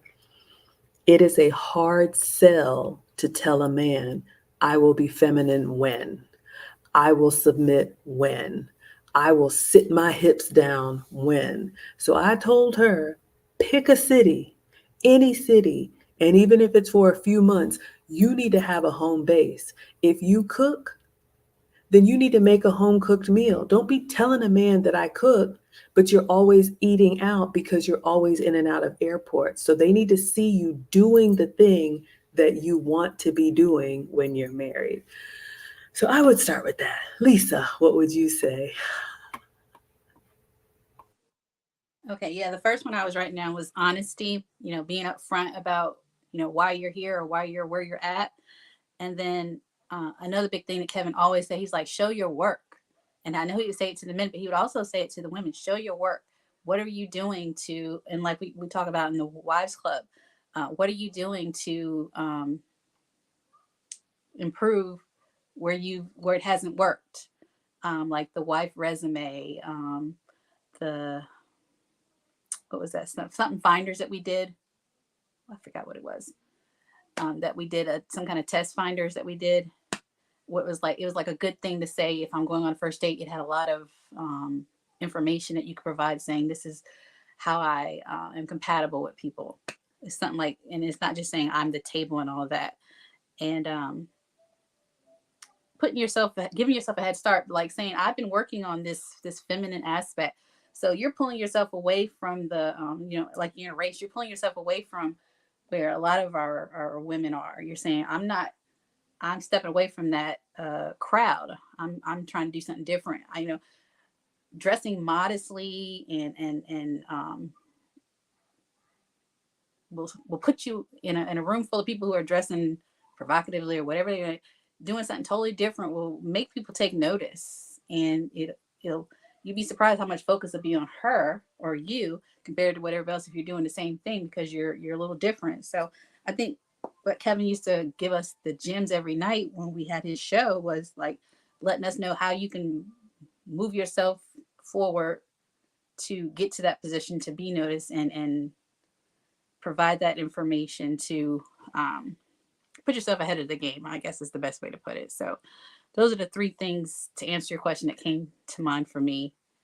And being part of, the Wives Club community, this community where people are thinking like this and want that information out there. So I'd say that's a big step in the right direction. But really, to the honesty, being honest about why you're here and what you're doing to move forward. I would say that. Okay, so I am going to bring all of us up and I'm going to let Molto Bella respond. And I'm actually going to put you a little bit on the hot seat to practice what you've learned. Let me see if I can. All right, everybody's centered. But before I do, we have another super chat. Let me just say thank you. 1 second. Widow 21. Thank you so much. That is incredibly generous for the $50 super chat. He says, "This is the most I can send without my wife's approval." Well, tell your beautiful bride how much we appreciate the support, and we support her because we believe in marriage and relationships here. But I agree. We do this to give back. You all should know the Wives Club started in 2021 in Kevin Samuel's Patreon.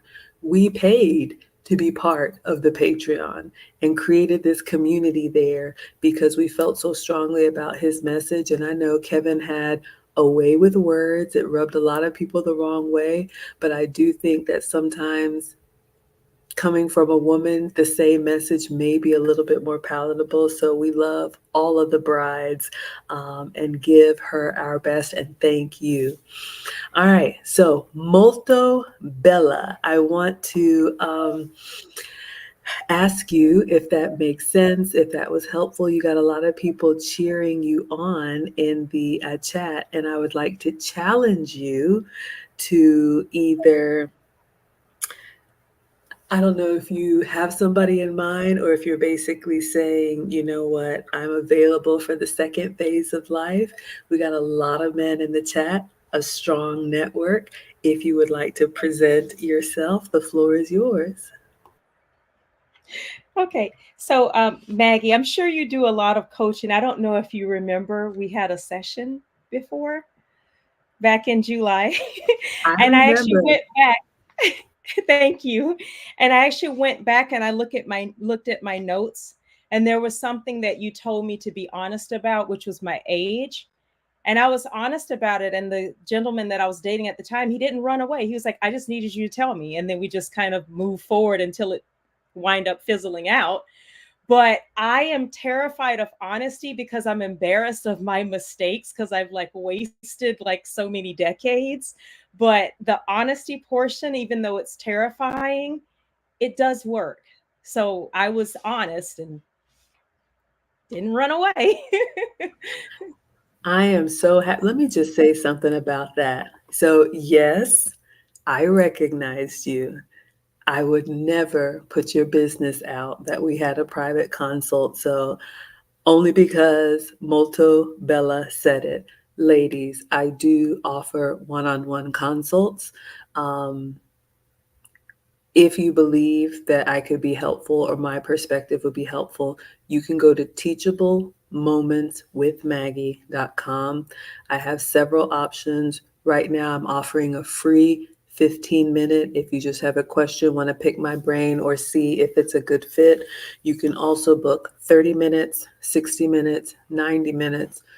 Or I also have a monthly unlimited because I have some ladies who are they finally met a real one, like Kevin said, and they've been dealing with men that would put up with their stuff for a long time. And finally, somebody held them accountable. And now they're like, Maggie, what do I do? So, all of my consults are confidential unless you want to reveal yourself. But I have a calendar and you can book some time. And I'm actually going to come up with something else I've been thinking about. But yes, so since you said it, I'll share. Multabella came to me and basically said, because she presents young, and I do as well, y'all. I'm 47. I've always had a baby face. Tomorrow is my 30th high school reunion. I graduated at 17. And Multabella had been not honest about her age. And she was dating someone who she was trying to keep up with the mental math of what she told him she was. And I got onto her about it because I said, number one, we're starting with, I'm going to say it, a lie. And number two, it's just not a good way to start a relationship. You're already struggling to keep up with where you are in the birth order and what year and whatnot. But if you're really looking for something serious or long term, eventually he's going to find out. And then when a man finds out after you had plenty of opportunity to just shoot straight, it's going to be 10 times as worse than if you had just come with the truth. Ladies, I made that mistake one time and woo, it was bad. And so now, we have an understanding, and I don't live with my man, but I tell him anytime there's going to be another man in the house. Let's say my handyman comes to put a ceiling fan up. Oh, it's just the neighborhood handyman, but he knows I live alone. He knows the boys live with their dad, so I'm kind of like an empty nester. And I don't ever want him to call me and then hear, Miss Brown, can you come sign this? And then what happens? On his mind, he's like, who is that? And why is he there? And how long has this been going on? And then I'm like, oh, it's just the handyman. And you all can say whatever you want to say, or that's controlling or whatnot. But understand, ladies, our job is to make sure our men are in prime position to go slay their dragons. So if he has to stop what he's doing to worry about what I'm doing, he is less effective out there. So it's those little things that we do or don't do that can derail over time a relationship. So as a helpmate, if you do believe that you are his support system, now what I do, it can be a quick text, oh, handyman's coming by, he's fixing the ceiling fan, blah, blah, blah, or whatever. So it's not one of those things that he finds out after the fact. That's just the type of relationship that we have. So I'm just sharing with you all one of the things that I do because I don't ever want him to doubt. So I'm super proud of you for being honest. I'm so happy that what I thought would happen happened, meaning the age thing was a non factor for him. It was a compatibility thing. So I'm really, really proud of you. So, where are you now in the dating world, Malta? Oh, well, I've been a little discouraged. So I thought I was going to take a break, and then I realized I don't have time to take a break. I have to keep going. So I'm trying to do something different, trying to put myself in environments where I can meet someone and just, trying to navigate it that way, the old school, old fashioned way versus the dating apps. So, So, I'll ask you, are you shooting your virtual shot here? of course. Okay, so Malta, you have the floor. I've done this once before. I'm going to give you 60 seconds. Tell us as much as you want to tell us about you, what you're looking for, and maybe how people can reach you. In my mind, I've always wanted to do some type of higher class, like matchmaking. I'm not there yet, but yes, the floor is yours. What would you like us to know? Okay, so I am post wall and proud of it. I have no children, never been married, but definitely open to it. And I am open to pretty much live anywhere. I'm open to travel anywhere. And, just looking for someone who is an old school gentleman. I'm Southern myself, so someone who preferably is, they could be Southern or they could have that type of Southern charm, but just someone who's just all around, just good quality guy, and know that I'm a work in progress and I'm doing everything that I can to be a good woman for a good guy. Okay, so we still have Brandon in the chat. I would love to hear what a man would say to Molto specifically and us post wall women generally based on what you've heard tonight. Okay. So first off, yeah, Maggie was 100%. The very first thing I thought when you asked her like, what should I say to her, to someone. I forgot your question, but the specifics. But you asked what should I say, and she said honesty is the best policy. My simple answer was the truth. You should always say the truth. And I cannot stress that to you enough. I have ended a relationship just for dishonesty. And it wasn't even major. You know, if and that might be extreme. I might be a rare case, but it's to make the point that for certain men, it's the doorway to infidelity. And so some people will take it seriously enough to where they'll cut it off right there. Um, so you want, if your mind first thinks to conceal the truth, to deny something, to not say the truth, even if you do say the wrong thing, you have to go to that person and say, I'm sorry, I lied to you. This is what it actually is. And hopefully you'll get to the point where you're telling the truth first. The reason being, is because it's a real issue, dishonesty for some people. So the question itself means that you may need, to work on honesty. The fact that you ask Maggie, what should you say? It means in the back of your mind you're considering saying something that isn't true. So get that out of your head. Focus on just the reality. Listen, we're not perfect. We're not. So the truth is, I was young, I was the it girl, I was hot, and I was just living my life. And then now I've learned some things and I realize that's not what I want. That's why I'm post wall. That's it. That's the answer. Take it or leave it. But give them the opportunity to take it or leave it. Don't don't take the opportunity from them of leaving it, because if they find out later, what do you think they're gonna do? Leave. So I Yep. might as well tell them now. Save Yeah, yourself time. You're still out here searching. Save yourself the time. right. And it's okay. I realized that in my own mind, it was bothering me, hearing so much programming about, oh, you hit the wall, no one's going to want you, and throw away women and all of that programming. And I think it's important for me to just shut all of that programming out and just focus on who I am and what I'm actually doing. And it doesn't matter if I'm post wall or whatever kind of box someone may want to put me in. If I present myself honestly, like you said before, Brandon, either they can say, all right, I'm willing to work with her because she's humble and she's being honest, or I'm sorry, I don't have the patience. But either way, neither one of us need to waste our time. So, Exactly. And mhm. like, first off, there is some stuff in the red pill that's just red pill stuff, right?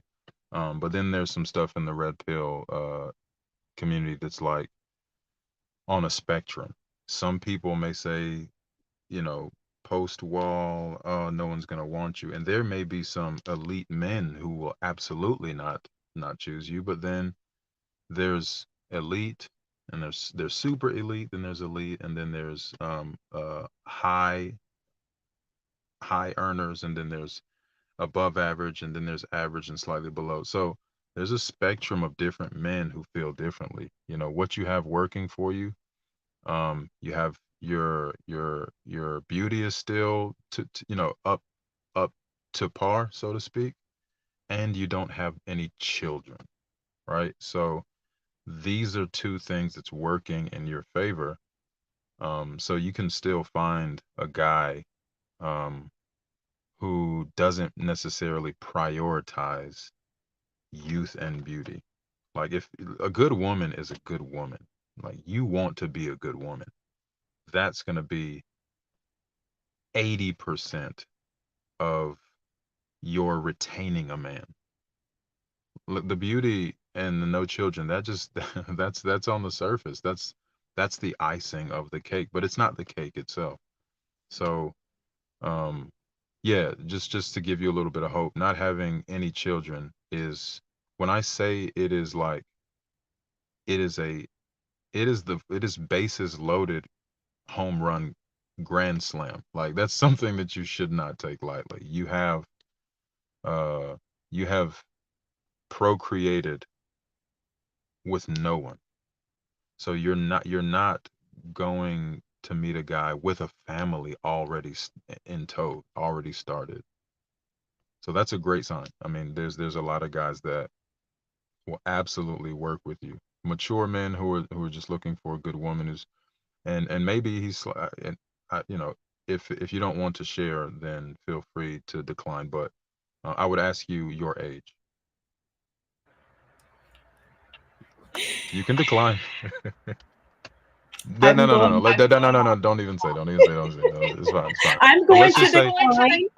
there we go. However, a man who is vetting me for a relationship, I will gladly tell him right away when he asks me a direct question, what is my age? Perfect. I Perfect. So love if someone wants to email me at Motobella, PERNOI at gmail.com, then maybe I could be able to disclose that information. I Perfect. absolutely love that. Okay, thank you. I'm so sorry, Brandon. I was just going to say, Multa, if you would put that in the chat, I think I caught it, but if you would put that in the chat, this was so much fun. And I have to say, only because you revealed yourself, I am so proud of you.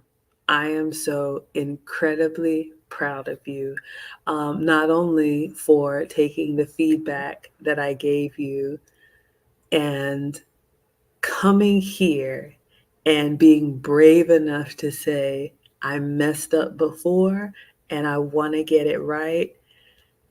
It just speaks volumes because you could have just gone off into the sunset and said, whatever, lady. So I'm incredibly proud of you. And I champion what Brandon said. Remember, ladies, there's different types of marriages. I hope to remarry one day. You know, my man told me once the kids are all up and out because he doesn't want the big blended family. And I have to respect that. So if I were to marry again, it would be, you know, in my 50s. I still have a lot of love to give, but it would be a different type of wife. So remember that. And again, Molto, you are not tethered to anything. Like Brandon said, you can move anywhere, you could travel. You know, if you're with someone who's into investments or real estates or whatever, and he's all over the place, you can be, you know, right there as his chief of staff. So, ladies who are post wall, you know, even if you're past your childbearing years, which yes, most men marry for family,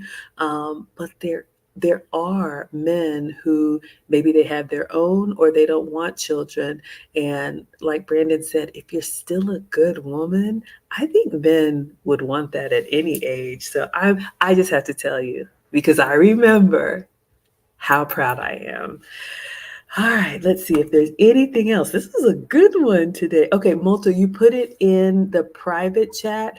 I'm going to just copy and put it in the main chat Okay. since you, yeah, absolutely.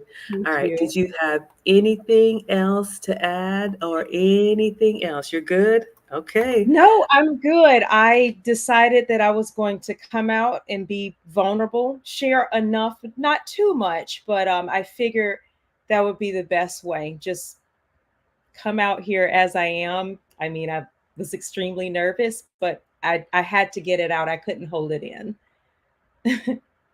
Thank you. No, you did the right thing. Thank you, my dear. All right, everyone. I am dropping her email in the chat, and this is going on YouTube, Twitter, and Facebook. You can reach out if you like what you see. We are not doing the Kendra G body cam. No, this is not to put anybody on display, but this is Okay. really, yes. If you like what you see and what you hear and you want to get to know her better, please email her at molto Bella Pernoy. It's in the chat, y'all. Just copy it and paste it at gmail.com. And then you'll have to update us. Please come back. The Wives Club is open to anyone formerly married, currently married, or wants to be married. The Wives Club is open. She's telling y'all, anybody with a marriage mindset. I had so much fun tonight. Lisa, anything else from you? No, I love this. We love updates. So, ladies, please come on, hit us back up. Come back on the show. And if you're I a wig and will. you ain't gonna cut I'll this come back. hair, bring it back.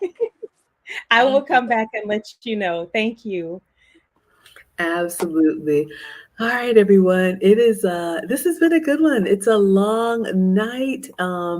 So again, we will be here Yes, next Friday night with another Kevin Samuels reaction.